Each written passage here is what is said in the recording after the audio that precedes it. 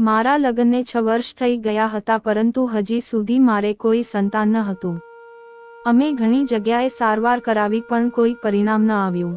એક દિવસ અચાનક મારી બહેનનો ફોન આવ્યો. મારી મોટી બહેન મારાથી ઉંમરમાં ઘણી મોટી છે અને તેના છોકરાઓ મારી ઉંમરના છે. 4-5 દિવસ પછી સંજય મારી સાથે રહેવા માટે અમારા ઘરે આવી ગયો. તેના આવવાથી મને ઘર સારું લાગવા લાગ્યું. તે ખૂબ જ સારો છોકરો હતો. તે મારું બધું ધ્યાન રાખવા જ્યારે મારી તબિયત ખરાબ થઈ જતી ત્યારે તે મને કહેતો, માસી તમારે કામ કરવાની કાંઈ જરૂર નથી, તમે આરામ કરો, અને તે ઘરનું બધું કામ કરી લેતો. સંજય રોજ મને સાંજે ચોકલેટ વાળું દૂધ બનાવીને આપતો. ત્યારે હું દૂધ પીને તરત સૂઈ જતી અને જ્યારે હું સવારે જાગતી તો હું ખૂબ જ આનંદિત થઈ જતી. હું તેને કહેતી કે સંજય તું ખૂબ જ સારું દૂધ બનાવો છો અને તારું દૂધ પીધા પછી મને ખૂબ જ સારી નીંદર આવે છે. મારી વાત સાંભળીને તે હસતો અને કહેતો, માસી આ મારા હાથનો જાદુ છે. ત્યારે હું એને કહેતી, સંજય જેની સાથે તારા લગ્ન થશે તે છોકરી ખૂબ જ ભાગ્યશાળી હશે, કારણ કે તું તેનું ખૂબ જ ધ્યાન રાખીશ. અને પછી અમે બંને હસવા લાગતા. અમે બંને ખૂબ જ વાતો કરતા. સંજય પોતાના કોલેજની વાતો કરતો અને હું તેની વાતો સાંભળવી અને ખૂબ હસતી. તે મને કહેતો, માસી તમે માસી કરતાં મને દોસ્ત વધારે લાગો છો. એક દિવસ અચાનક મારા પેટમાં દુખાવો લાગ્યો. સંજય ઘરે નહોતો એટલે મારે એકલા જ દવાખાને જવું પડ્યું અને ડોક્ટર પાસે જઈને જે વાત મને જાણવામાં આવી તે સાંભળવીને મારા પગ નીચેથી જમીન સરકી ગઈ. મને કાંઈ સમજાતું નહોતું કે આમ કેમ થયું. ડોક્ટરે કહ્યું કે તમે પ્રેગ્નેન્ટ છો. ડોક્ટરના મોઢેથી આવી વાત સાંભળીને હું ચકિત થઈ ગઈ. હું વિચારવા લાગી કે આ બધું કેવી રીતે થયું. મેં ડોક્ટરને કહ્યું, મને લાગે છે કે તમારાથી કોઈ ભૂલ થઈ છે. હું પ્રેગ્નેન્ટ કઈ રીતે થઈ શકું? ડોક્ટરે મારી સામે રિપોર્ટ મૂક્યો અને કહ્યું, તમે આ માટે જ ઘણી બધી સારવાર કરાવી છે અને હવે જ્યારે તમે પ્રેગ્નેન્ટ થઈ ગયા છો તો ભગવાનનો આભાર માનવાને બદલે પરેશાન શા માટે થઈ રહ્યા છો? રિપોર્ટ જોઈને હું વિચારું માંગ પડી ગઈ. મને ખબર નહોતી કે મારા લગ્ન પછી મારી માટે આવું તોફાન આવશે અને રિપોર્ટ લઈને હું ઘરે આવી ગઈ. મારી આંખોમાં આંસુ હતા અને હું વિચારતી હતી કે આવું કઈ રીતે થઈ શકે. સંજયની સિવાય અત્યારે ઘરમાં બીજું કોઈ નહોતું તો પછી હું પ્રેગ્નેન્ટ કઈ રીતે થઈ? મને શક સંજય ઉપર થઈ રહ્યો હતો, પરંતુ મારું મન માનવા તૈયાર નહોતું, કારણ કે સંજય મારી સાથે આવું કરી શકે એવું કેમ વિચારી શકું? તે મારી સગી બહેનનો છોકરો હતો પણ હકીકત મારી સામે હતી. હું ઘરે પહોંચી. સંજય પણ ઘરે આવી ગયો હતો. મેં દરવાજો ખોલ્યો. સંજય મને જોઈને હસવા લાગ્યો અને કહ્યું, માસી તમે ક્યાં જતા રહ્યા હતા? હું કેટલો પરેશાન હતો અને તમારો ફોન પણ સ્વિચ ઓફ આવી રહ્યો હતો. હું ઘરની અંદર આવ્યો તો તે મારી પાછળ પાછો આવવા લાગ્યો. તેણે મને પાણી અને ચા વિશે પૂછ્યું. મેં તેની વાતનો જવાબ ન આપ્યો. તે મને હવે બિલકુલ ગમતો ન હતો અને તેની સાથે નફરત થવા લાગી હતી. સંજયે કહ્યું, માસી તમે મારી વાતનો જવાબ કેમ નથી આપતા? મેં કહ્યું, મારે કાંઈ નથી જોતું, મારી તબિયત ઠીક નથી, મને એકલી છોડી દે, અને હું મારા રૂમમાં જતી રહી. મેં મારા રૂમનો દરવાજો બંધ કર્યો અને રિપોર્ટ કબાટની અંદર સંતાડી દીધો અને મારા પલંગ ઉપર બેઠા બેઠા વિચારવા લાગી. સંજય મારી સગી બહેનનો છોકરો હતો. હું તેની વિશે આવું વિચારી પણ નહોતી શકતી. જ્યારે સંજયની માના લગ્ન થયા ત્યારે મારી ઉંમર લગભગ 4 વર્ષની હતી અને જ્યારે સંજયનો જન્મ થયો ત્યારે હું 6 વર્ષની હતી અને મારી બહેનના સંસ્કાર વિશે બિલકુલ ખબર નહોતી. તે પોતાના છોકરાને આવા સંસ્કાર ના આપી શકે, પરંતુ રિપોર્ટ મારી સામે હતા એટલે બધો શક સંજય ઉપર જતો હતો. વિચારતા વિચારતા રડવા લાગી, કારણ કે બધા સંબંધો મતલબના હોય છે અને આવા કામની અંદર કોઈને કાંઈ પણ નજર નથી આવતું. તે પછી માસી હોય કે માંગ કે ભલે સગી બહેન, હું બસ રડી રહી હતી. મને કાંઈ સમજમાં નહોતું આવતું. મને યાદ છે કે નાનપણમાં જ્યારે તે મારી બહેન સાથે ઘરે આવતો તો તે મારી ગોદમાં આવી જતો. હું વિચારી રહી હતી ત્યાં જ સંજય મારો દરવાજા ઉપર ટકોર કરી અને અંદર આવ્યો. મેં જોયું કે તેના હાથમાં દૂધ હતું. તે મારી સામે ચોકલેટ વાળું દૂધ બનાવીને લાવ્યો હતો. તે સાવ નોર્મલ હતો. તે મારા પલંગ ઉપર આવીને બેસી ગયો. જ્યારે તે મારા પલંગ ઉપર બેઠો ત્યારે હું ડરી ગઈ. તેણે દૂધ ભરેલો ગ્લાસ મને આપ્યો. મેં દૂધનો ગ્લાસ બાજુના ટેબલ ઉપર મૂક્યો અને સખત અવાજમાં કહ્યું, મારી તબિયત સારી નથી. તું અહીંયાથી બહાર જા, મને આરામ કરવા દે. મારી વાત સાંભળીને તે થોડો ડરી ગયો અને તેણે કહ્યું, માસી તમે શું કહો છો? તેની વાત સાંભળીને મને તેના ઉપર ખૂબ જ ગુસ્સો આવ્યો. હું વિચારવા લાગી કે આટલું મોટું પાપ કરીને તે મારી સાથે કેવા ડ્રામા કરી રહ્યો છે. અત્યારે જ મારો રિપોર્ટ તેને મોઢા ઉપર મારું અને 2 થપ્પડ પણ મારી દઉં.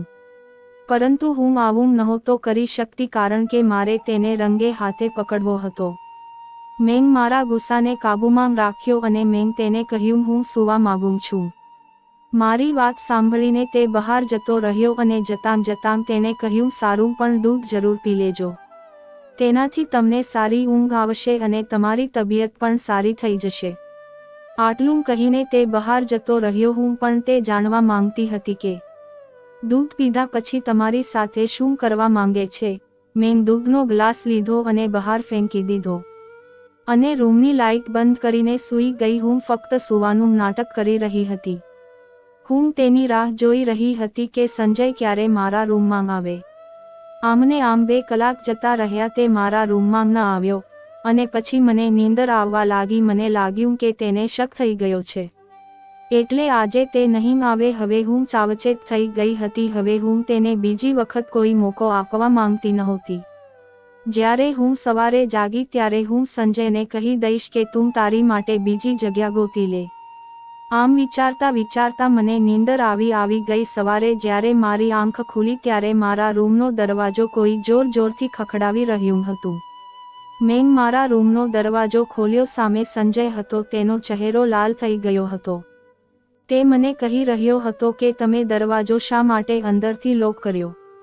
હું વિચારતી હતી કે તેને ગુસ્સો શા માટે આવી રહ્યો છે કે મેં તેનો દરવાજો બંધ કરી દીધો હતો અને આજે તેની પૂરી મનની ઈચ્છા પૂરી નથી થઈ. મેં તેને કહ્યું, તું મને આવું કહેવાવાળો કોણ છો?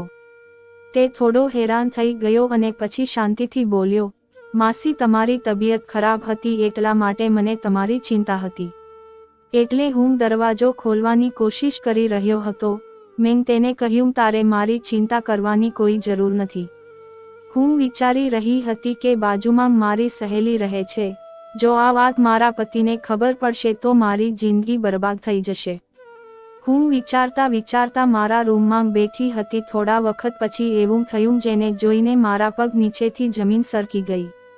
મેં જોયું કે મારા પતિ વિક્રમ વિદેશથી પાછા આવ્યા હતા. તેને આવીને મને ગળે લગાડી લીધી અને મને કહેવા લાગ્યા, મારું સરપ્રાઈઝ તને કેવું લાગ્યું? હું તેને ભેટીને રડવા લાગી અને વિચારવા લાગી કે હવે આ બધાનું શું થશે.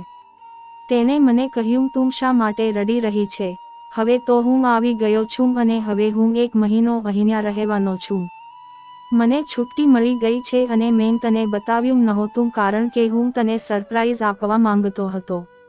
મેં પોતાનું દર્દ છુપાવીને હસવાની કોશિશ કરી જમવાનું બનાવ્યું અને પછી સંજય પોતાના રૂમમાં સૂવા જતો રહ્યો અને હું અને વિક્રમ મારા રૂમમાં જતા રહ્યા. વિક્રમ ખૂબ જ થાકી ગયો હતો. તેને થોડીવાર મારી સાથે વાતો કરી અને પછી સૂઈ ગયો. મને આખી રાત નીંદર ન આવી. હું વિચારી રહી હતી કે હવે શું કરું. જો મારા પતિને આ વાતની જાણ થશે તો મારું ઘર બરબાદ થઈ જશે. આમ વિચારતા વિચારતા ક્યારે સવાર થઈ ગઈ મને ખબર જ ન પડી. હજી પણ મારા પતિ સૂઈ રહ્યા હતા. હું બહાર આવીને જોયું તો સંજય ચા બનાવી રહ્યો હતો. તે મારી પાસે આવ્યો અને હસતા હસતા બોલ્યો, માસી ચા પી લ્યો. મેં તેને ગુસ્સામાં કહ્યું, તું હજી કેટલા ખેલ કરીશ?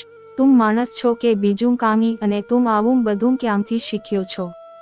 તને શરમ નથી આવતી? તું મને માસી કહે છે અને બીજી બાજુ હું આ બધું વિચારીને પાગલ થઈ ગઈ છું. હું વિચાર્યા વગર તેને કહી રહી હતી. તે મને એક નજરે જોઈ રહ્યો હતો. તેણે કહ્યું, માસી તમે શું કહો છો? મને બિલકુલ સમજાતું નથી. મેં શું કર્યું છે તમે મારી સાથે આ રીતે વાત કરો છો? મેં તેની સામે ગુસ્સાથી જોયું અને મારા રૂમમાં ગઈ. મેં જોયું કે મારા પતિ હજી પણ સૂઈ રહ્યા હતા.